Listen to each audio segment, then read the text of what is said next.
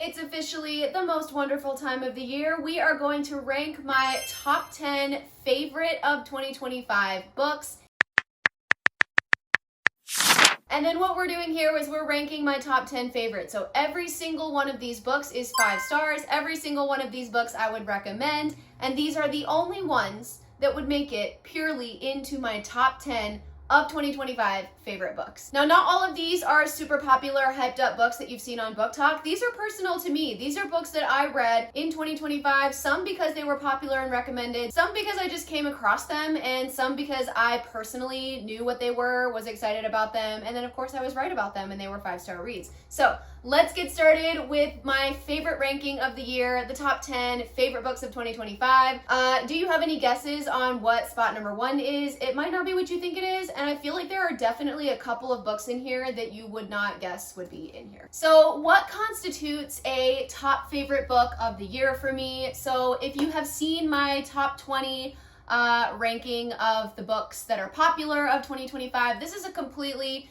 different ranking. This is my personal favorite books. These are books that made me feel something unexpected. These are books that maybe I thought would be 1 star that heavily surprised me that ended up being like 4 or 5 stars. And these are generally ones I will never stop recommending. They're ones you're always going to see in my videos. They're ones that I'm super excited about, and they're ones that sort of just like stay with me. They're also ones that, since they're so personal to me, I don't always put them in my book recommendation videos simply because they're not as popular and people don't care about them as much. So if you're looking for books that are tailored exactly to me, that are exactly what I want, that sometimes the TikTok and Instagram algorithms don't want to hear about, I'm going to show you inside my brain. We're going to talk about my personal favorite. So we're going to go from 10 to 1, but every single one of these books was a really excellent favorite book of mine. So number 10 in this case is not a book that I didn't like. It's not a book that you shouldn't read.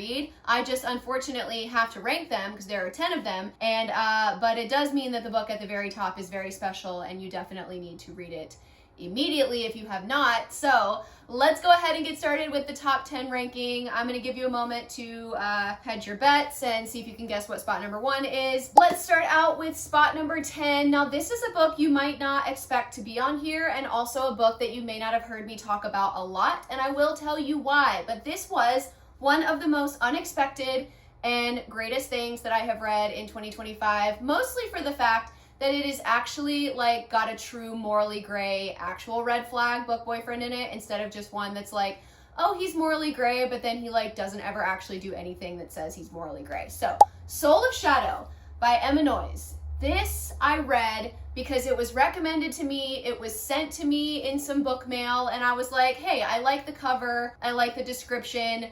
There was somewhere on here where it was sort of described as giving like the Vampire Diaries, a little bit of Riverdale, sort of giving like a CW show mixed with fantasy romance, and I was like, absolutely yes, that is for me. What I did not expect was to be so like obsessed with the book boyfriend in here. The guy in here, he is absolutely, like, obviously he's attractive, but he's actually a villain. I have not read a really good, like, romantasy book with a true villain as the love interest since something like How Does It Feel, maybe back in the day, ACOTAR. Like, this guy is a villain, and quite literally at the end of this book they hate each other. They hate each other. I don't know where we're gonna go from here, but I'm absolutely obsessed with the way that this romance does not feel like every other cookie cutter, like, oh, it's a morally gray guy, but really he's just a nice guy, he's never gonna do anything actually bad. She doesn't really hate him, she just says she hates him. She has this weird internal monologue of like, I shouldn't, but I want to, but I should, and I don't know what to do, but his 8-pack, he's so attractive.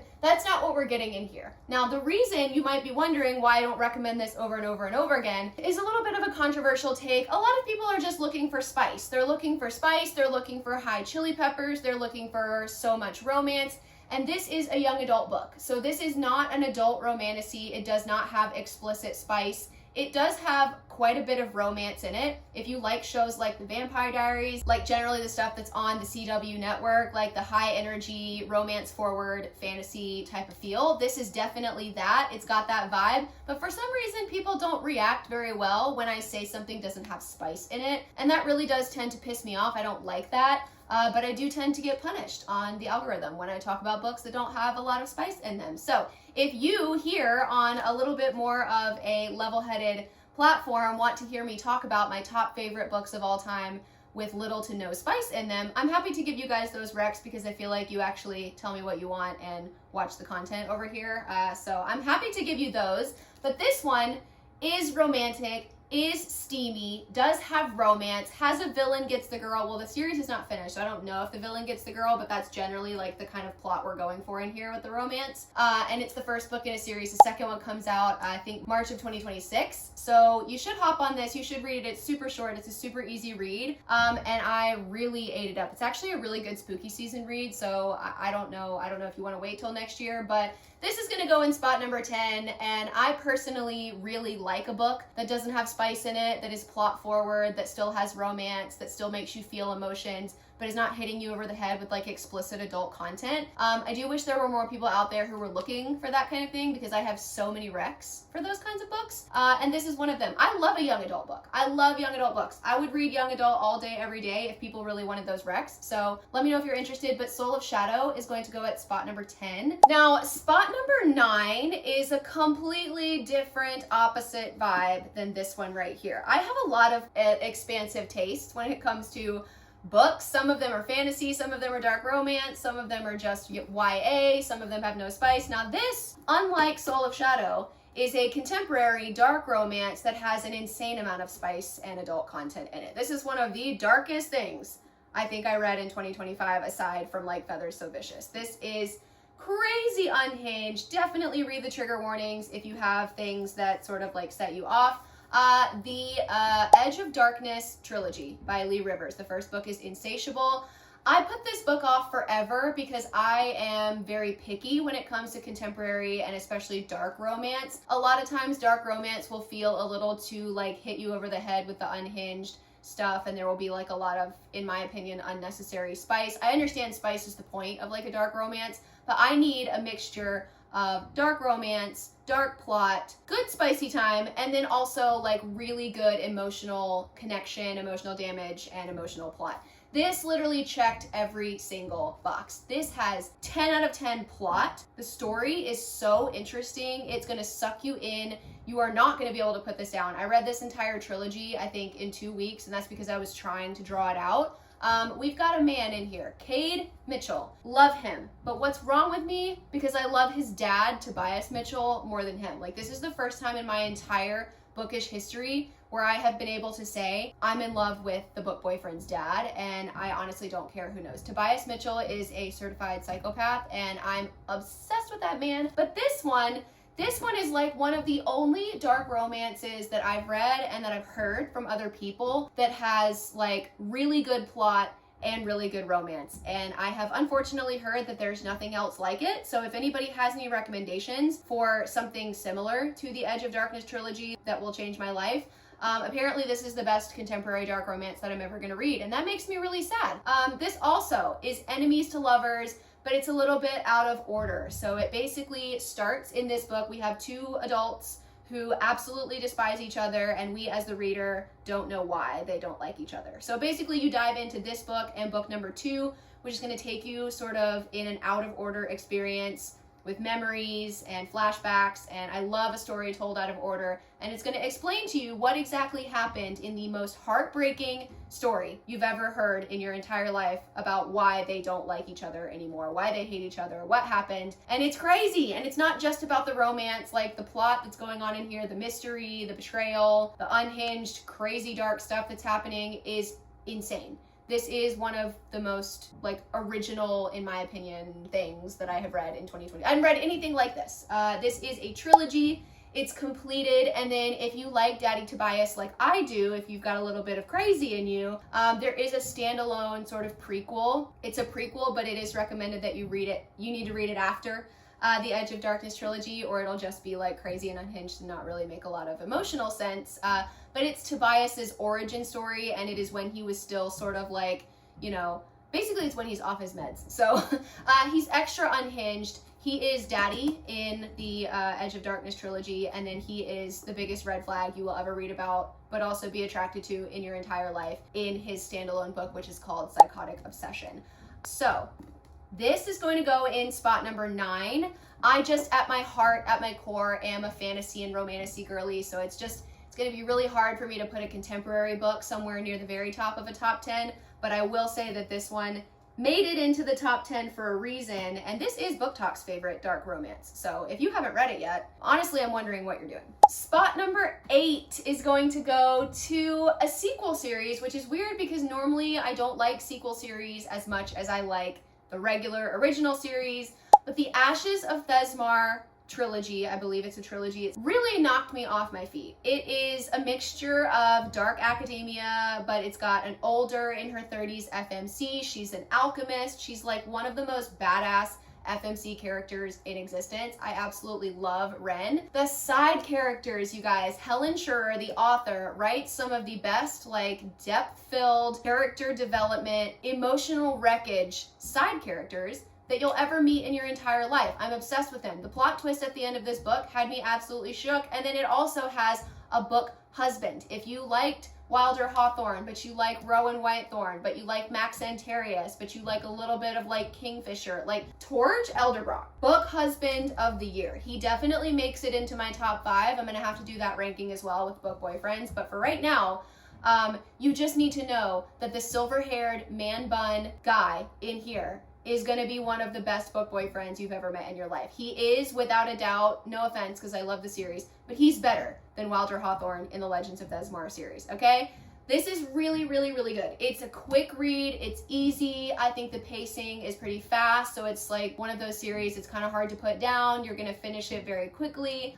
It does have world building, but I think this is not one where you have to like sit down and pay attention. The only thing that you really do have to do before you pick this up, I would 100% recommend, is you do need to read Legends of Thezmarr, the full series, and the novella before you read this series. Do not pick this up and read it on its own. Don't read it as the first series and then go back to Legends of Thezmarr. There is literally, like, you won't know what's going on. There is spoilers everywhere in here for Legends of Thezmarr, plus, like, the original plot of Legends of Thezmarr is important to understand anything that's going on in here. So this is not one that you can just pick up off the shelf and start reading and say, oh, I'll go back to Legends of Thezmarr later. It's very, very, very interconnected to that series. So for the best experience, if you pick this up and you tell me that you hate it and you don't know why I recommended it and you literally haven't heard of and haven't picked up Legends of Thezmarr, that was your mistake. That's on you. That's not on me. So read it after it. It's a completely connected sequel series that takes place a few years, I think, after the end of Legends of Thezmarr, but the history is very important. However, I like Torge and I like Rune, our FMC, better than I like the characters in Legends of Thezmarr. This was a huge step up, and this is definitely one of the best things that I read. So we're going to put the entire, I'm holding the first book, but we're going to put the entire Ashes of Thezmarr trilogy in spot number 8. All right, in spot number 7, this is another one that apparently like TikTok and Instagram don't really like for me to talk about. Like, I never get great engagement when I talk about this, and I don't know if it's the title of the book because of a certain word in it or because it's not a spicy romance. It's not about the romance at all. This is pretty much mostly just a high fantasy book. There is a tiny little bit of romance in it, but this is about the plot. This is about the emotional damage. This is so good. And this is for our girlies who are literally just looking for an excellent book and who don't need spice to make a book good, okay? If that's you, that's great. I got something for everybody, you guys. The Poppy War by R.F. Kuang. This, I knew it was gonna be good. It was one of those series that like you pick up and you know it's going to be good, but you're just almost scared to read it because you know it's going to be good. That's how this one was. I was scared, but I was so confident that it was going to be 5 stars and it was going to be amazing. Honestly, if this had not been good, I would have been completely shook and it might have changed my entire outlook on my own taste in books. This was absolutely amazing. It is super dark. It is super like uncomfortable. There are scenes in here that had me queasy. Like, I was sick to my stomach reading some of this book. This is based off real events between the war between China and Japan. So there are real things that this is based off. However, this is a fictional fantasy book. It's not really, I wouldn't say that it's a historical fiction at all. It completely like takes place in a different world, different countries with different names, but the really disturbing, horrific events that happened in here are actual things that happened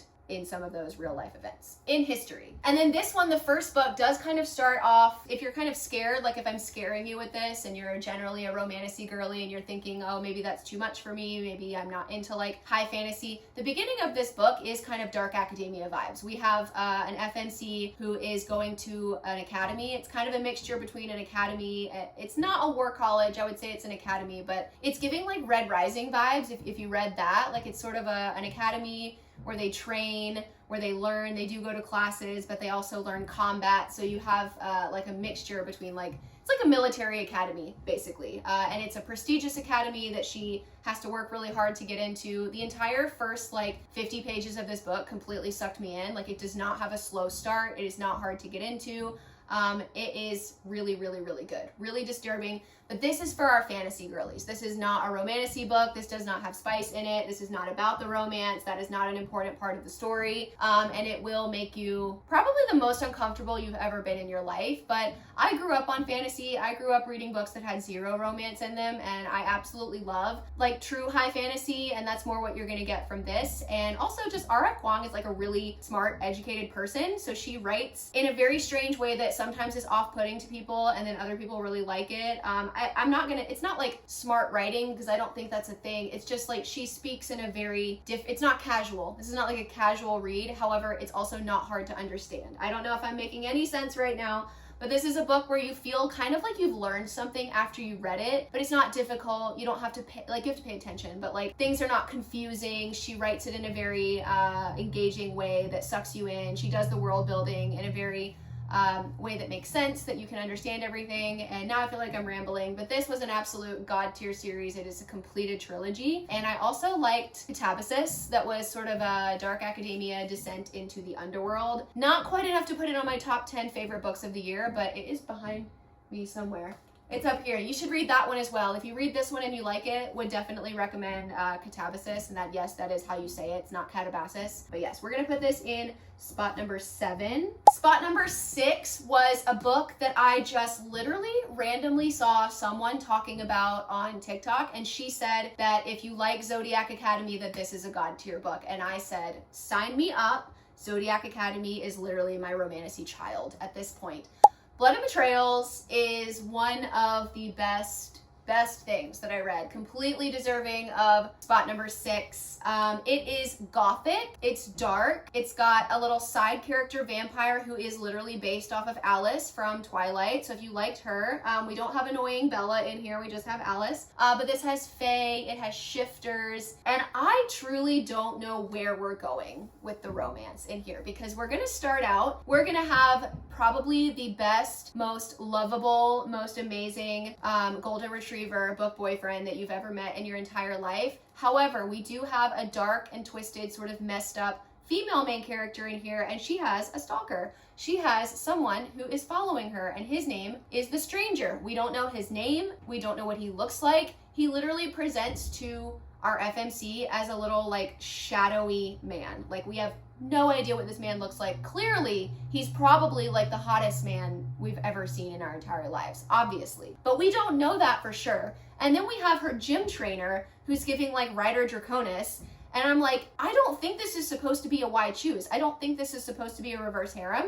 I could be completely wrong, but based on what I've heard from the authors, I don't think that's the case. So I'll let you know what develops and if we find out. But this book will rip your heart out. This is not for the people who like a whimsy, fun little romantasy book where everything's going to be happy at the ending. The ending is not happy, you guys. And this is a long journey. This is a book that's like really long and people complain that it's wrong and say that it needed an edit and it needed 200 pages cut out. I don't agree. I loved every part of this book. I feel like being with these characters for such a long period of time is what makes the end so devastating. Like if you only got to know people for like 300 pages and then suddenly you have a big crazy like plot twist ending, like what's at the end of this, and you don't care about the characters and you haven't been with them and you're like, man, I feel like I just met them. We haven't done anything. Like what is going to be accomplished in 300 pages? Guys, sometimes there is a reason that we have things the way that they are done. I feel like this book is long so that you can, number one, feel like you're part of the community, like you're part of, this has got major found family vibes in it, so you can feel like you're part of the family,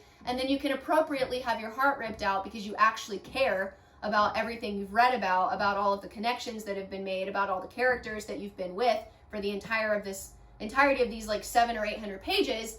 And that just, I feel like that's important. If you're gonna have a devastating ending to a book, to a series, to whatever, you can't breeze through the rest of it and have a super fast-paced, like only action, no character development happening for anything to mean anything at the end of it. So this will devastate you. This is one of the most shocking endings I've read of 2025. I am outraged at the authors, but in the best way. I love to be outraged. I love to be angry. I don't know if it's because I'm an Aries or if I just like the excitement, but I absolutely love when a book makes me angry at the end. So we are going to put Blood and Betrayals at spot number 6. Perfect spot for it because, you know, it was kind of long and I'm very confused about where we're going. Like, is she gonna end up with all the guys? I don't know. I don't know what's going to happen. Let me know. Also, let me know who you think the stranger is. There's a lot. Oh, I forgot. There's also a hot headmaster in here who could also be the stranger. But I kind of hope that he's not because I feel like that's too obvious. Spot number 5. Can you guess what it is simply by the color of this book? It is Echo Fort by Caroline Peckham and Susanne Valenti. This is the new spin-off series that is in the same world as Zodiac Academy. And I know you're going to ask me about the reading order. I'll explain that in a second. But this takes place in a futuristic, devolved society. The magic system is the same as Zodiac Academy. The shifter element is the same. We are introduced to some new species of shifters, some new types of shifters that you don't see in Zodiac Academy. So that's really interesting. And there are a couple of pretty small Easter eggs in the series so far that just sort of are kind of like callbacks to Zodiac Academy. However, at this moment, you do not have to have read Zodiac Academy or Ruthless Boys of the Zodiac to enjoy this series, but you know that I am a fan of emotional damage, of Easter eggs, of experiencing everything in the most like emotionally impactful way. Why I created the Emotional Damage Zodiac Academy reading order, and if I was going by my own reading order, I will suggest that you read this after finishing Zodiac Academy. I know that's going to be hard. I know some people don't want to. I do feel like there are parts of the Zodiac Academy reading order that are more important than this. So if you really want to read this without having read Zodiac, I think it's okay. But I'm at my core, at my heart, at my little emotional damage, loving, Easter egg finding, wanting everything to be laid out perfectly self, I would recommend you wait to read it. I think it will overall give you a better experience. Plus, it's just fun to read a book and see an Easter egg and be like, oh, I know where that's from. I know what that is. I feel like you're sort of just like, the Easter eggs are pointless if they're going over your head. Like you're missing that little emotional connection. So I would recommend reading this after, but a lot of people have not. You don't have to. There are not spoilers in here. And there are not plot points that will be confusing if you haven't read Zodiac. So that's up to you. Read at your own risk, at your own space. But this also has one of my top favorite of 2025 book boyfriends in it. His name is Kaiser. He has fire powers. I don't remember his sign. He might be a Leo. I'm pretty sure he's a fire sign. But he is a fury and he refills his power from fear. So he needs to make people terrified of him. He needs to scare people. He needs to be intimidating. And so basically, as you can guess, the relationship that he has with our FMC, with one of our FMCs, is she absolutely despises him because he treats her terribly because he feeds off of her fear. And she does at one point become his captive. This is a really good true enemies to lovers storyline. Caroline and Susanne write the best enemies to lovers you'll ever read in your life.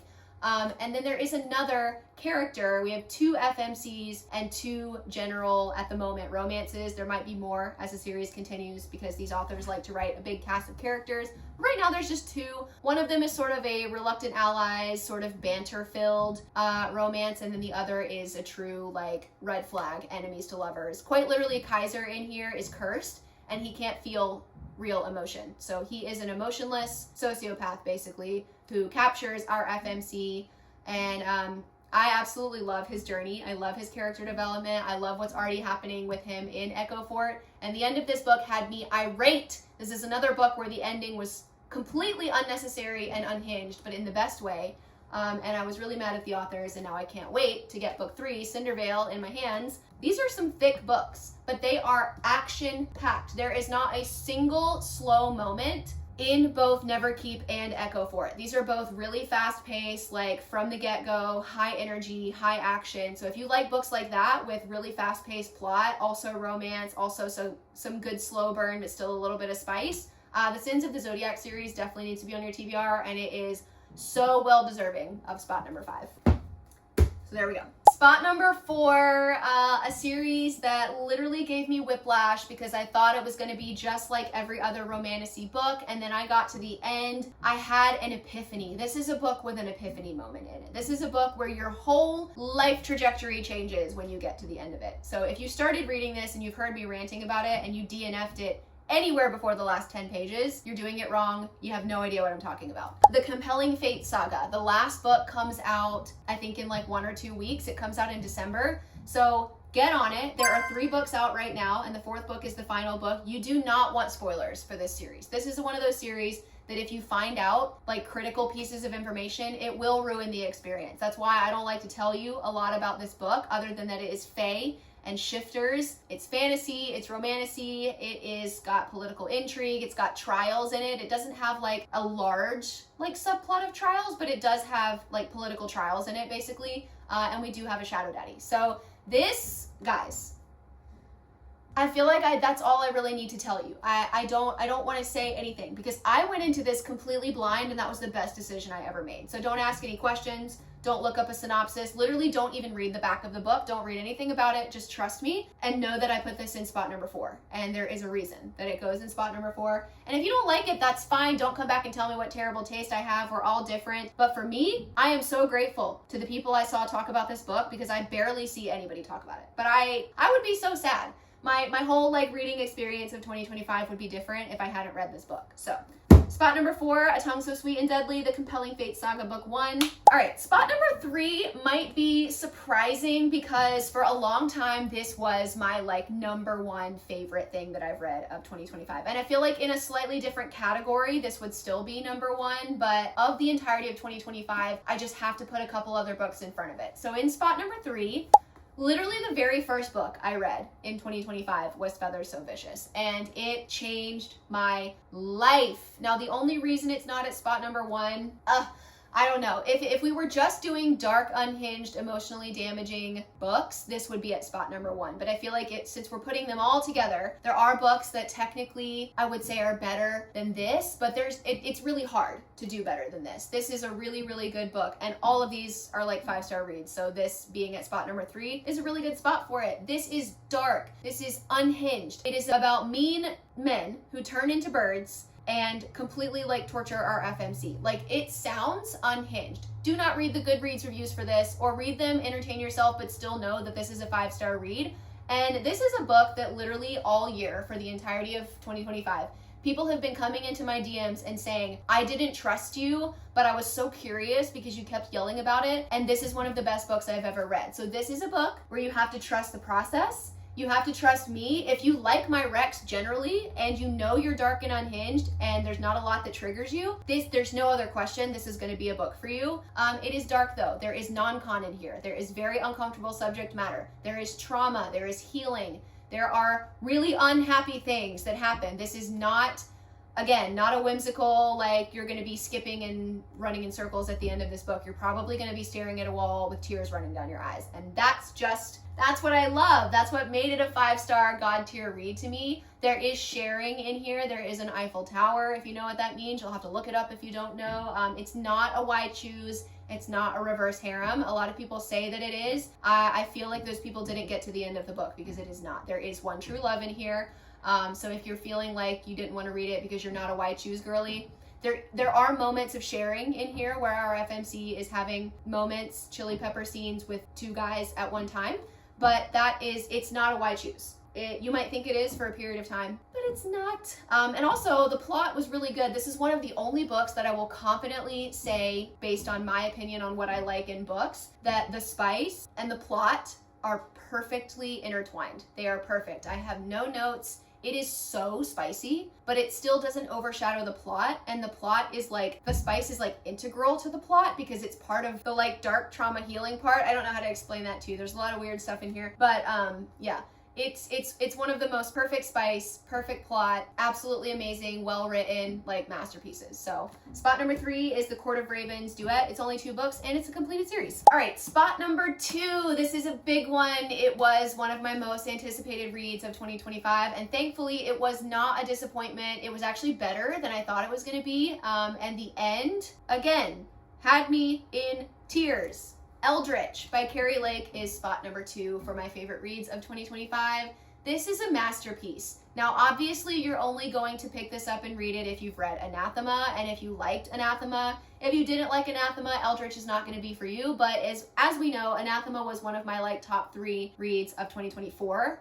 So I think it makes sense and it tracks, and I'm thankful that Eldritch ended up being in my top 2 of 2025. This is character driven. This is plot driven. This is a slow burn. A lot of people complain. They're like, where's the spice? You said it was spicy. This is a spicy book. Anathema is a slow burn. There are a couple of actually pretty spicy scenes in Anathema, but you have to earn them. I like a slow burn. I like to wait for my spice, and I like for it to make sense. I don't like it to be 2 randos getting it on for no reason. That's just disgusting and annoying to me. It gets on my nerves. This is the most well-earned, amazing, perfectly done so far slow burn. And you might be wondering, how is this book spicy if it's a slow burn? Guys, listen, the slow burn in this, I don't really want to make it a spoiler. It's not really a spoiler, so I'm gonna carefully say this. There are no plot piece spoilers in here, but our main man, Zander, who is probably within my top 3 favorite book boyfriends of all time, he has a Jacob's ladder.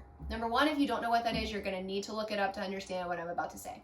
He has a member that has rungs of piercings on it all the way up. And the slow burn in book 1 is excruciating. You know, they brush hands, they have some contact. We have some like scenes where we're having some like spicy dreams and someone's observing. We have that's really hot. But in this one, not only do we have an emotional character development journey with our book boyfriend Zander, like I feel like I truly know this man. I feel like he's one of my favorite in general characters of 2025. He's amazing. But then we have the slow burn being that obviously he's a book boyfriend in romantasy, so he's got quite a large member. And the slow burn is happening based on how many rungs deep he's gone. And at the end of this book, he has not gotten all 10 rungs in yet. So if you know what I mean. So you're getting it. You're getting stuff happening. You're getting lots of really good, and that's not the only thing that happens. There's lots of different types of spice in here, but that's just like, that's how it caveats like being a slow burn, but also still giving you spice. Like, okay, like if you were worried for some reason that you weren't gonna like this because it's not spicy, there, I fixed your problem. But then also, there is amazing plot. It's gothic, it's spooky, it's actually kind of scary. We've got like zombie type creatures in here. We also have like a big feathery bird dragon. So I feel like in book 3, we're gonna sort of explore some like dragon rider type vibes, because homegirl did get on top and ride the dragon at the end of this book. So yeah, we love that. We have side characters, we've got plot twists, we've got betrayal, dark and spooky, like gothic woods. If you liked One Dark Window, this is like sort of a deeper, more immersive, more spooky version of One Dark Window, but it absolutely needs to be on everybody's TBR who generally likes what I like. So spot number 2, Eldritch by Keri. Keri is literally a queen, which leads us to spot number 1, my favorite book of 2025. And it's not what I thought it would be. Like I knew this book was going to be good, but I had no idea I was going to be putting it at spot number 1 in my like ranking lists. Someone tell me why we're still not talking about this book as much as we should. The way that like I hear certain people talk about it, but this should be as big as Onyx Storm. This should be as big, honestly, as Brimstone. This should be so hyped because it's so good. And it blew me away. Number 1 is probably, in my opinion, maybe outside of Eldritch, the best writing that I've read when it comes to a romantasy. Not a fantasy like Poppy War. This writing was amazing. I feel like the authors really seemed like they took their time to thoughtfully plan everything out so that nothing is confusing. It does not feel like there are plot holes. It doesn't feel like there are any instances where something doesn't make sense, because like for the most part, I can get behind a vibes read if there's a couple of things that don't make sense. I'm like, whatever, did I have a good time? Was the character development good? Was the story good? Fine. But this didn't even have that. this didn't even have moments where I was like, oh, I'm kind of letting that slide. I'm kind of letting that go and I'm enjoying the vibe. Like, no, this is both. This is a well-written book. This is actually a well-written book. It is a well-paced book. It is a character development book. It is good at everything. And then also the vibes are immaculate. This has high stakes trials. It has political intrigue. It's got a magic system that is nothing like anything you've ever read about. It's so good, you guys. And the MMC in here, I think you say his name, I think it's Zul, but like, he 5 out of 5. So amazing. And he's one of those book boyfriends that's like, he's charismatic. He is also like, he's grumpy but charismatic at the same time. So he's sort of like a hybrid. He is morally gray. He is kind of a red flag.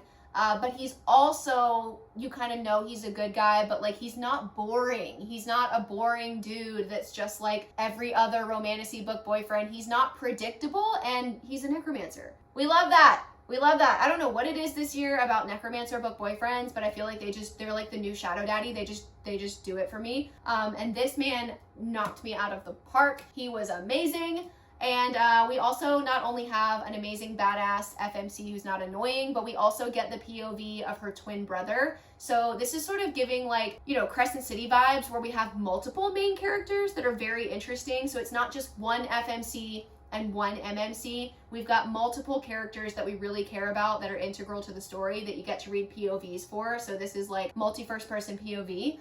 And it's just so good. Absolutely deserves spot number 1. I would recommend this to everyone. So this is literally for our vibes readers, for our romantasy readers, but it is also for our fantasy lovers who really like good, well done plot and writing. This is for everyone. This is for everyone. I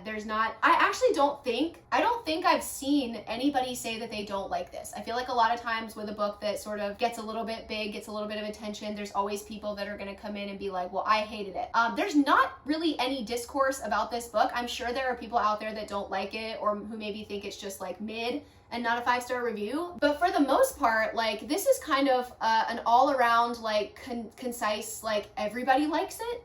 So this one is a really good, like, I will confidently recommend this to you. I'm pretty sure most people will like it, which is another reason I'm putting it at spot number 1, because it's just like, the consensus is it's a good freaking book, so you should read it. And it's amazing. Now, there is a little caveat with this. I didn't do this, but there is another series that kind of goes along with this. They are not really, they're related, but they are 2 completely different stories. Riftborn and Duskbound were written by these same authors, and there is a little bit of a crossover.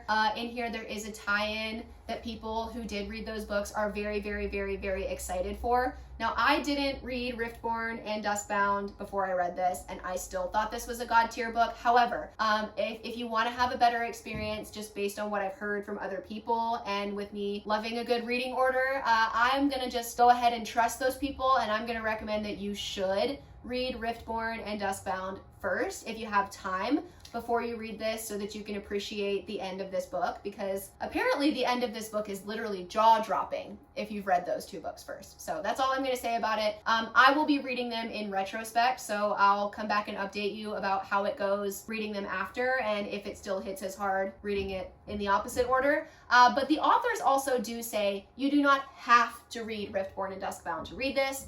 You don't ever have to read them, and you can read them after reading this instead of before.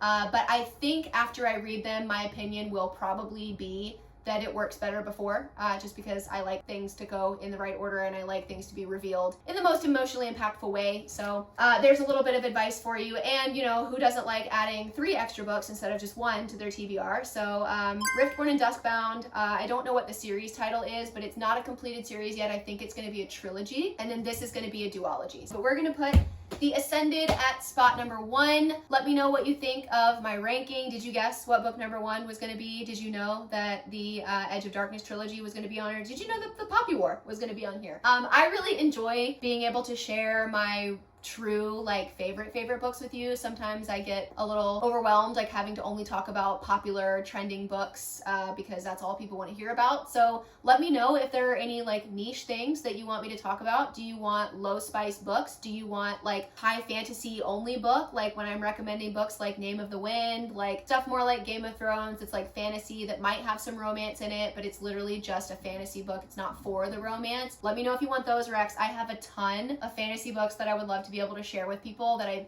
feel like I just can't share on other platforms. If you want young adult series, if you want contemporary romance, if you want contemporary young adult, like let me know what other book recommendations, book rankings, just general book topics you want to hear about, because I feel like YouTube is like one of the places I can be really real and I can talk to you guys about anything without having to make it like grabby or make it special. So you guys get the special treatment over here. Please tell me in the comments what genres, what types, what anything you're looking for when it comes to books, book recs, whatever. I'm also in the process of buying a house, so let me know if you want home renovation vlogging, if you want to see me build my library. There's endless amounts of content that I can share with you, but I want to know what you want. I would rather, of course, post things that you want to see. So let me know what you think of the ranking. Also, again, I know I'm saying let me know a lot, but what was your number one personal, not necessarily popular, but your number one book of 2025? Were we twinning or is it something else? Let me know so that I can add it to my TBR. But otherwise, we will be back with a top 10 book boyfriend ranking of 2025. Stay tuned and let me know what other types of content you want.